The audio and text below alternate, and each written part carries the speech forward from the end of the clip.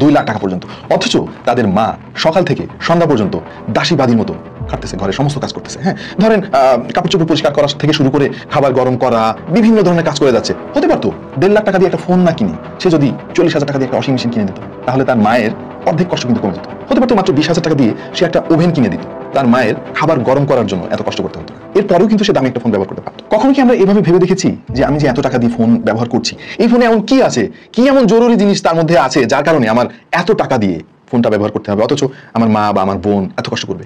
আমি এমন অনেক হাজবেন্ডকে চিনি যাদের স্ত্রীরা ঘরে এরকম প্রচুর কষ্ট করতে থাকে, অথচ সে বসে বসে দামি মোবাইলে ফেসবুক চালায়। Sleek design, high end camera setup, premium build আর সুন্দর ঝকঝকে ডিসপ্লে দেখে মনে হয় এই ফোনটাই বুঝি জীবনের আলটিমেট আপগ্রেড। কিন্তু ভাই একটু দাঁড়ান, কথা আছে, শোনেন, আমি যা বলতেছি একটু মন দিয়ে শোনেন। এই যে দামি দামি ফোন আপনারা কিনতেছেন, এটা কি আপনার জন্য আদৌ দরকার? আপনার প্রয়োজন অনুযায়ী যে টাকা আপনি খরচ করতেছেন তার রিটার্ন কি আপনি পাচ্ছেন?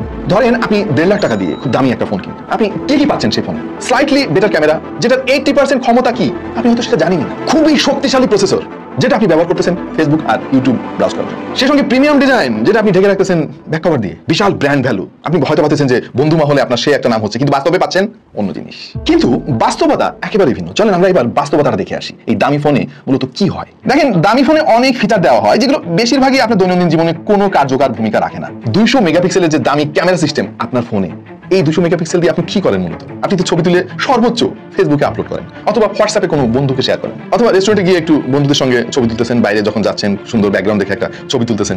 তার জন্য 200 মেগাপিক্সেল কেন দরকার? 1.5 লাখ 2 লাখ টাকা দামের ফোন কেন দরকার? অবশ্য আপনার যদি টাকার গাছ লাগানো থাকে, এই যে স্ক্রিনে যেমনটা দেখতে পাচ্ছেন টাকার গাছ লাগিয়েছে কেউ একজন, এরকম যদি হয় তাহলে ভাই আপনার ব্যাপারটা আলাদা। অনেকে আবার সরাসরি নগদ টাকা দিয়ে ফোন কিনতে না পেরে ইএমআই তে ফোন দিচ্ছে। ক্রেডিট কার্ডের একটা মজা আছে না, টাকা তো আমার এখন দিতে হচ্ছে না। এইটা আরেকটা ফার্ক ভাই। আপনি 12 থেকে শুরু করে 24 মাস পর্যন্ত যে জিনিসের জন্য পেমেন্ট দিয়ে যাচ্ছেন তার কোনো প্রয়োজনীয়তা আছে বলে আপনি কখনো ভেবেও দেখেন না। মজার ব্যাপার হচ্ছে, যে ফোনের টাকা আপনি কিস্তিতে দিচ্ছেন, ওটা কিস্তি শেষ হওয়ার আগেই সেই ফোনের দাম হয়ে যাচ্ছে 3 ভাগের 1 ভাগ। চিন্তা করে দেখেন, একটা ফোনের ডেপ্রিসিয়েশন এত দ্রুত ঘটে, আপনি একটা ফোন দোকান থেকে কিনে নিয়ে বাসায় যাবেন, আবার পরের দিন দোকানে আসবেন, দেখবেন যে ওটার দাম তারা অর্ধেক বলতেছে। এইটা একটা সাইকোলজিক্যাল প্রেশার। ধরেন আপনি আইফোন 16 প্রো ম্যাক্স চালান, 17 প্রো ম্যাক্স চলে আসছে মার্কেটে, আপনার এই ফোনটা দরকার। আপনার মধ্যে এক ধরনের মানসিক উত্তেজনা তৈরি হচ্ছে যে আপনি বাইরে গিয়েছেন, বন্ধুদের সবাই 17 প্রো ম্যাক্স ইউজ করতেছে, আপনার হাতে 16 প্রো ম্যাক্স, মানিজ্যতা থাকলো না আর কি। এই যে একটা সাইকোলজিক্যাল প্রেশার, এটা কিন্তু আপনাকে ঠেলে দিচ্ছে অকারণে অনেক টাকা নষ্ট করার জন্য। হতে পারতো এই টাকাটা দিয়ে আপনি আরো অনেক দরকারি কাজ করতে পারতেন। ভাই দামি ফোনগুলো রিপেয়ার কস্ট কত এক্সপেন্সিভ সেটা কখনো ভেবে দেখেছেন? ফোন যত দামি হবে সেটা রিপেয়ার কস্ট তত বেশি হবে।